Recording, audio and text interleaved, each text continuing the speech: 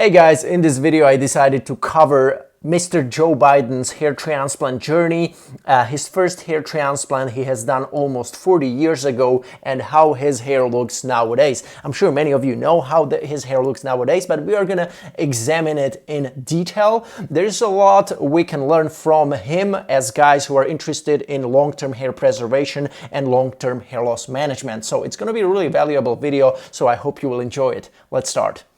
This video has been brought to you by GoFiber. Enter your pictures and win a 1-year supply of GoFiber. It's easy to enter. Order a free sample, take a clear before and after pictures, and send them to selfie@gofiber.com.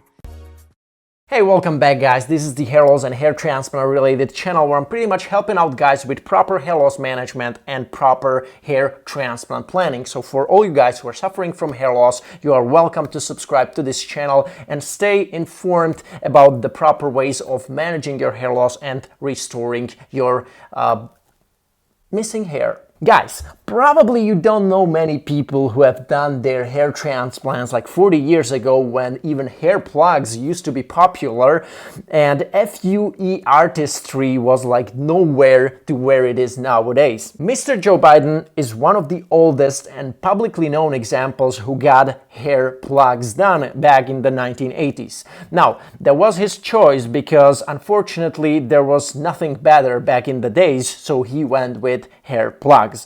Hair plugs are follicular units which are implanted in bundles of 15 to even 30 hairs. The problem with hair plugs was their size, and they were also spaced out way too far from one another, which made them look pretty obvious, especially if they were implanted on the hairline, as we will see in Mr. Joe Biden's case. Now, before we take a look at how Joe Biden started out with his first hair transplant, let's take a brief look at his situation in 2020.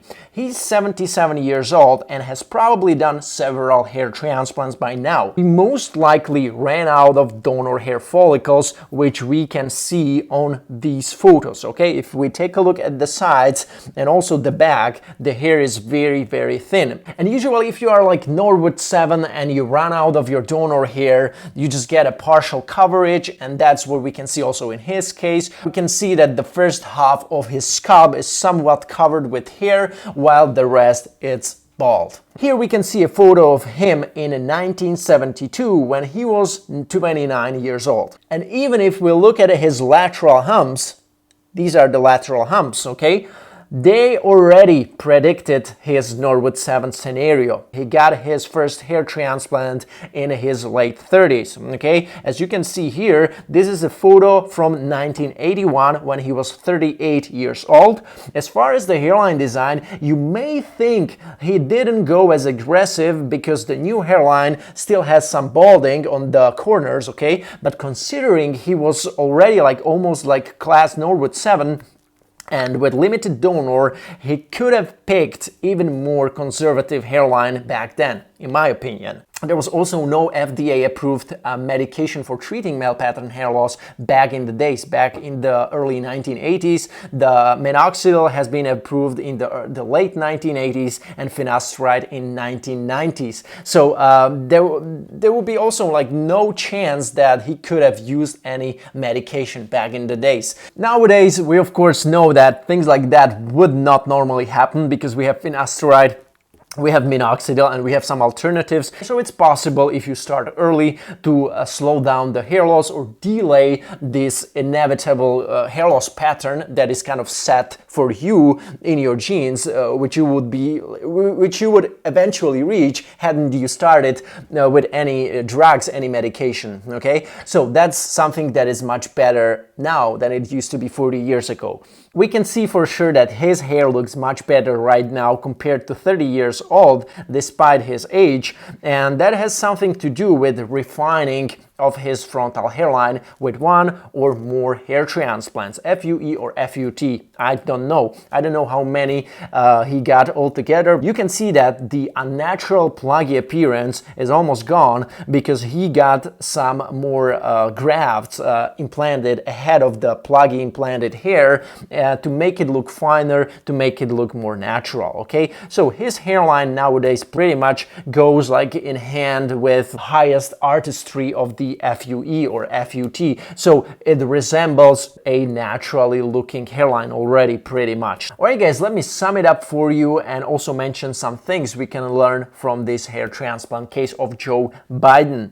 Nowadays, with FDA approved medications for hair loss like finasteride, minoxidil, and also some other alternatives which are not FDA approved but have some efficacy and also scientific evidence to back up their efficacy, we don't need to wait until we turn like Norwood 6, Norwood 7 to get a hair transplant or to consider a hair transplant. We don't even have to wait and look how our hair is kind of thinning and just going and be hopeless, because we can pretty much get on medication as soon as we notice the hair loss, as soon as the hair loss starts limiting our lifestyle, our dating life, our confidence, our psychological well-being, whatever. So we can already get on medication, on the appropriate medication based on how old you are, based on consultation with your doctor. You will find out which medication is the best for you to stop and manage your hair loss. Ideally, we want to prevent from turning into a Norwood 7 in the first place. So we don't want that to happen. With the knowledge that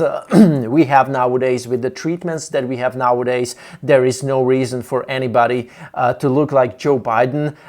If you can start with medication early, if there is so much information on hair transplants, and if there are also very good physicians who are able to do proper hair transplant nowadays, there is no reason to end up looking like Joe Biden. Okay, so guys, do your research, watch my videos, watch videos that are helping you out with your hair loss management and hair transplant research, and you are going to be fine, okay? Meanwhile, for all you guys who are interested in a hair transplant and seriously considering it, you can visit mattdominance.com/mentoring, where you can apply for a one-on-one consultation with me, where I'm pretty much going to assist you throughout your whole hair transplant research. We start with one call and then go on with additional assistance via email.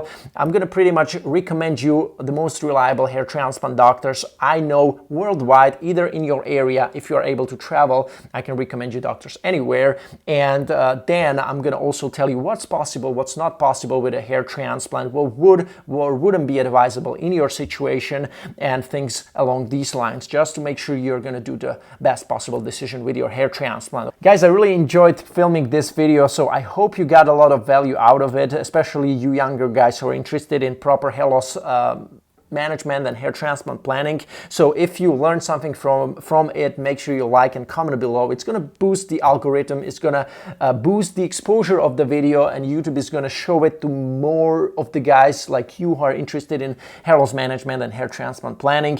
And yeah, that was it. I'm going to see you in another video soon. Take care.